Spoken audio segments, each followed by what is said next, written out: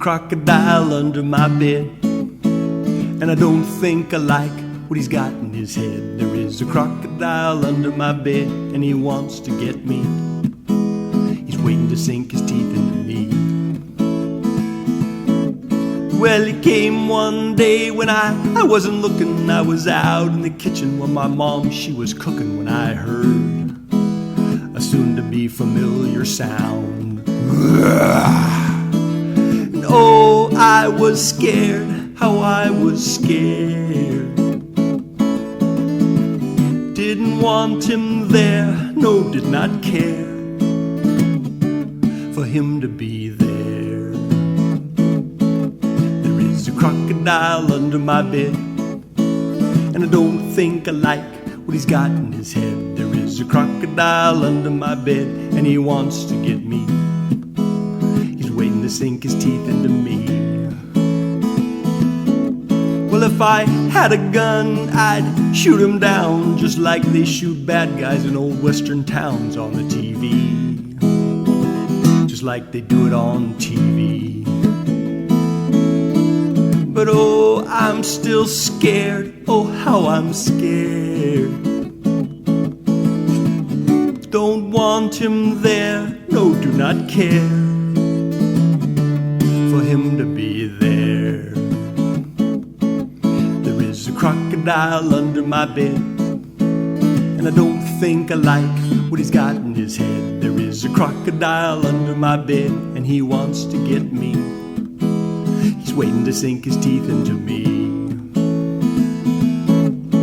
Well, I tried to think of what I could do to get that old crocodile out. Maybe a splash of cold water, a scream, or a fist right on the snout. But I decided on food, 'cause I know everything's gotta eat.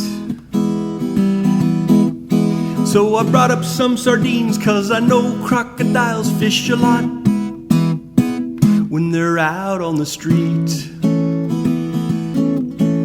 But it didn't quite work the next day. Crackers and all were still there.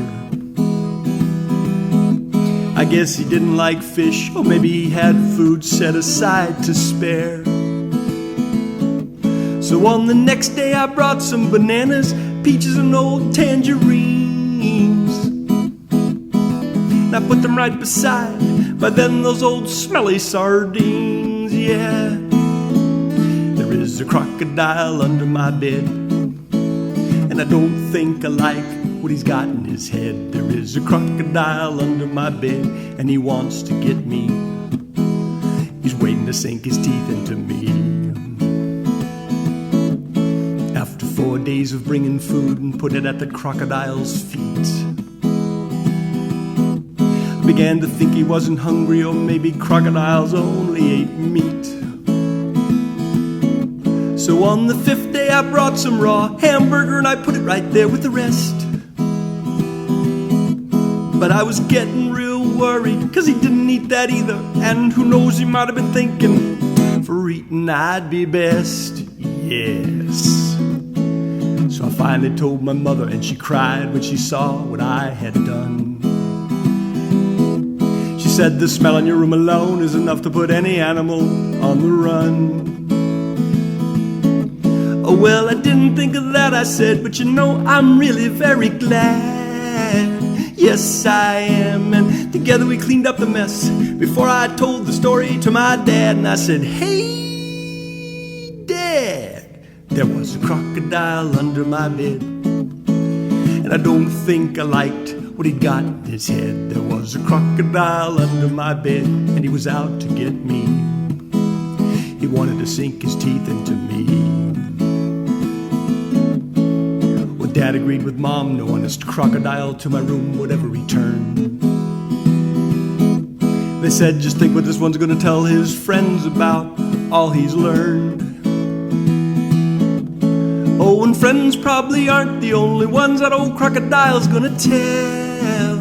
No, no, no, you know, monsters and alligators, goblins and ghouls are all gonna hear about that awful smell. So I guess I accidentally learned how to get rid of crocodiles all by myself. It was a stink and my mom had to use a whole can of Lysol from our shelf to try and get the odor out that was by then everywhere in my room. Ma, so watch out, crocodiles, don't come to me if you don't want your life to be full of stink and gloom. Yeah, there was a crocodile under my bed, and I don't think I liked what he'd got in his head. There was a crocodile under my bed, but not for long. Come on, crocodiles, come on. Oh, not for long. No, no, no, no, no. Come on, crocodiles, come on.